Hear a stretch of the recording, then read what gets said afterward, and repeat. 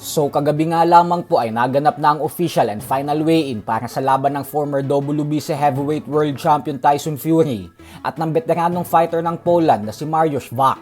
Sa laban na ito ay may matinding advantage sa timbangan si Wach dahil tumimbang ito ng 291.4 pounds kumpara kay Tyson Fury na 265 pounds lamang. Pero ganun pa man nga po ay naasahan naman ng karamihan na babagsak at mananockout itong si Wach sa kamay ni Tyson Fury mamayang gabi sa Thailand. Ito ay dahil bukod sa may 13 talo na ito sa kanyang kartada, ay may edad na din itong 46 anyos. Kaya masyado na talaga itong matanda para sa sport ng boxing. Pero sa kabila nga po ng lahat ng ito ay nagpapakita pa din ng mataas na respeto si Fury kay Wach. Gawa ng noong nag-uumpisa pa lamang siya sa boxing, ay isang kilalang fighter na si Wach sa heavyweight division. Dahilan kung bakit hindi niya ito binabastos at tinatrash talk. Subalit ayon kay Fury ay sa oras umano na umakyat silang dalawa sa ibabaw ng lona mamaya, ay kabaliktaran na ang makikita natin sa kanya dahil hindi na daw niya ngingitian si Wach at bagkus ina-knockout niya daw talaga ito.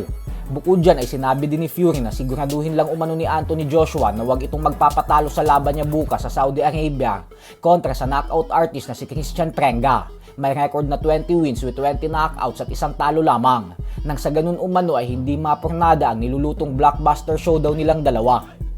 Sa kabilang banda naman mga idol ay kung atin nga pong matatandaan ay nitong nakalipas na taon lamang ay naipatikim ng kapatid ni Naoya Inoue na si Takuma Inoue ang kauna-unahang talo ng Japanese superstar Tenshin Nasukawa sa sport ng boxing.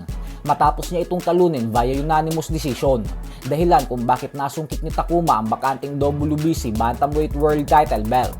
Bukod dyan ay matagumpay din na nadepensahan ni Takuma ang kanyang titulo kontra sa Japanese boxing legend Kazuto Ayoka nitong buwan ng Mayo lamang. Habang si Nasukawa naman ay nakabangon na sa pagkatalo niya kay Takuma dahil tinalo din ito ang Mexican legend na si Juan Francisco Estrada nitong buwan ng Abril lamang.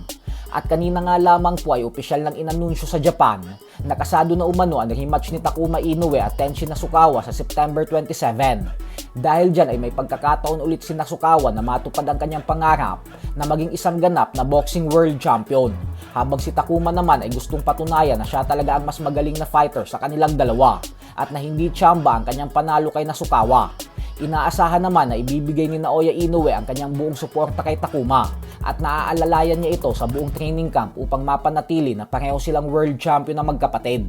Samantala, sa kabila nga po ng may alitan na namamagitan sa pagitan ng dalawang welterweight world champion na sina Rolando Romero at Ryan Garcia, gawa ng hindi natutuwa si Romero na hindi nakipag-rematch sa kanya si Garcia matapos niya itong talunin, ay sinabi pa din nga po ni Romero na kung magtuos daw ulit si Garcia at Devin Haney, ay tatalunin pa rin daw ni Garcia si Haney. Giit ni Romero na sa katunayan nga daw ay kung 100 beses umano maglaban ng dalawa, ay 100 beses din daw ina-knockout ni Garcia si Haney. Ganyan umano siya katiwala na walang sagot si Haney sa pamatay na left hook ni Garcia. So hanggang dito na lang po muna tayo mga idol.